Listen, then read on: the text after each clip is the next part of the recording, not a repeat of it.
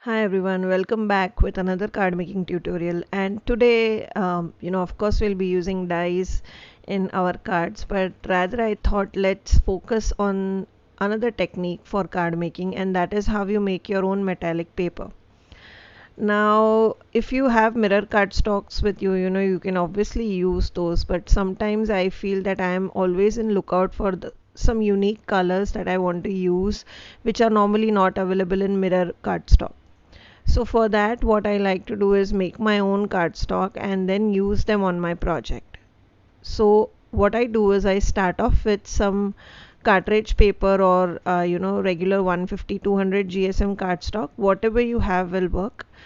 Just make sure that it's white in color, and then the product which will make the mirror cardstock, making your own mirror cardstock happen, is this product called craft angle sticky back. Now essentially craft angle sticky back is just an adhesive sheet which is sandwiched between two papers. The yellow one is a non-sticky paper, and on the top the white one is also a non-sticky paper.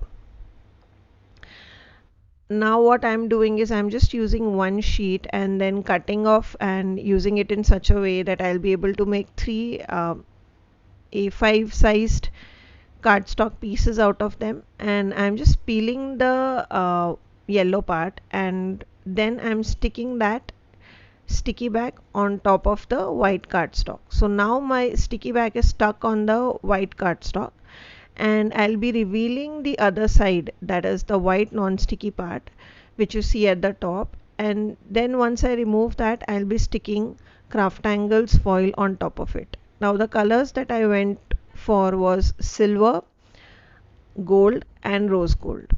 So I'm just cutting out some small pieces that I think I require, because craft angles foils come in a huge roll, which is 120 inches, so I think it's 10 feet of foil.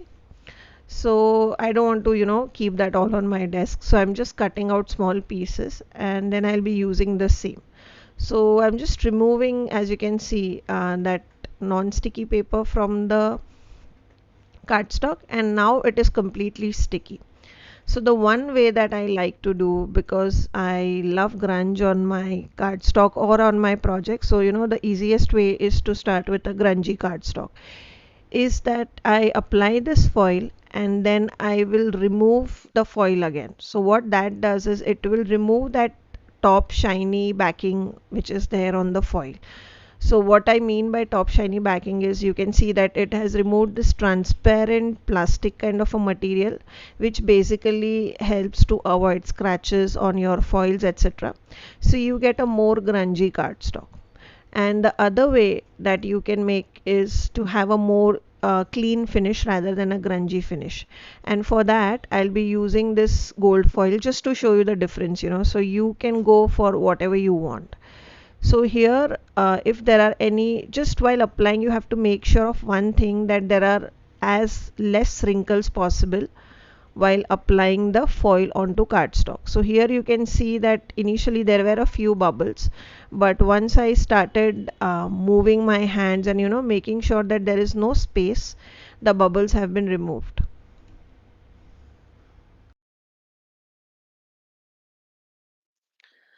So now, if there are any spaces left, which in my case one teeny tiny corner was left, so I just added some foil to that section, and now I'm trimming down the cardstock. So here you can see the difference. The silver one was clearly grungy and the rose gold one was very shiny, but at the same time very clean. It did not have any wrinkles in it.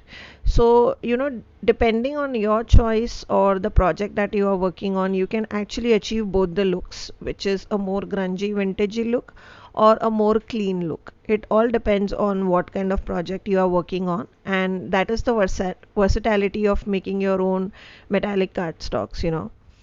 And here you can see that here I botched up my while applying my gold foil onto the cardstock. You can see there was a lot of wrinkles.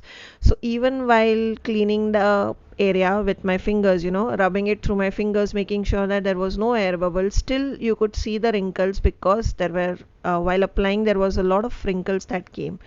It is fine for me because I'll probably skip that part and use it later on a mixed media project where wrinkles will just add some textures. But just for those of you who like clean look, try and make sure that you don't add wrinkles while applying your foil, because sticky back is such a sticky adhesive that once you apply, it's there. It's an extremely strong adhesive. Now moving on to some die cuttings. So I decided to use this dia die on top of my card, and I am cutting the base part. So it's a layered dia die by Craft Angles. It's a newly launched die. So I'm cutting the base part out of vellum, which will just add some shadow, and then I am adding the intricate part of that dia through with some red cardstock. Okay, so here is what you'll see the cutouts, that how beautifully it has cut out all the details. And I'm just taking my pin to remove those small cutouts that has come out. If you have a tool which removes that, and because you are into die cutting a lot, then you should probably use that, because these are intricate dies. Now for my card design, what I wanted was, basically I wanted to create half-inch metallic strips of all three colors, and I plan to stick that diagonally on top of my card.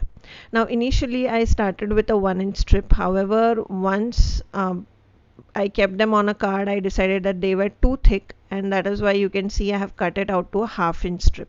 And here is how I apply them diagonally.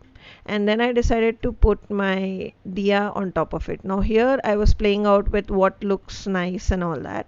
So I tried craft cardstock. I even tried red cardstock. However, on all these, since this is a shiny color already, it was all too contrasting, and that is why I decided to use a vellum base instead of a cardstock base for my die cut.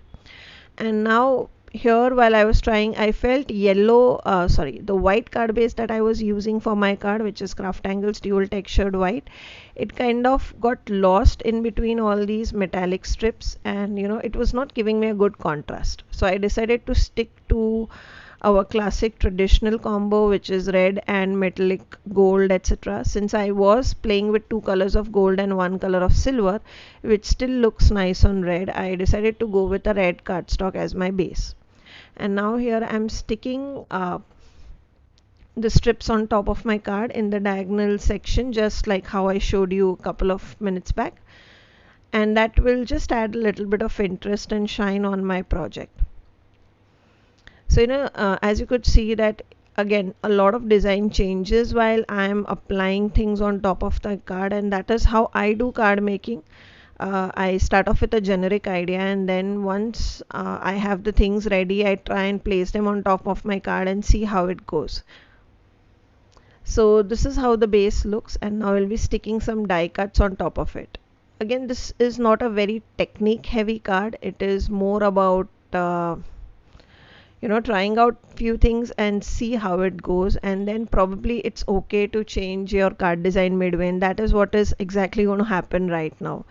Now again, I felt that the vellum was not looking good on the red cardstock, so you see me trying out different things. So now I'm applying more strips of the same color again in an alternative pattern and trying out, and this is where I almost went ahead with the design. I decided to use this bigger strips.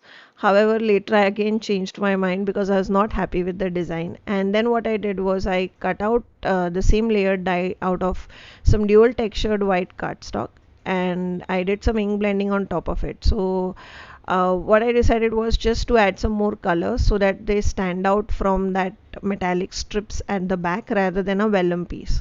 And that is why you see me using mustard seed and a vintage photo. So the mustard seed is used for the batti part of the diya, or the light part of the diya, and the base is brown in color.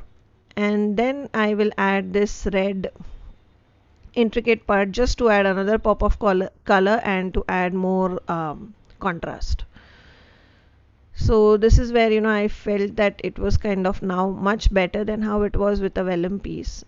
So you could see that I literally started off with a white cardstock and a vellum piece, and the card literally moved into a completely different direction, where we moved to a red card base and a layered diya with some ink blending on top of it. So it's completely okay, where sometimes, your design completely changes from what you had in mind.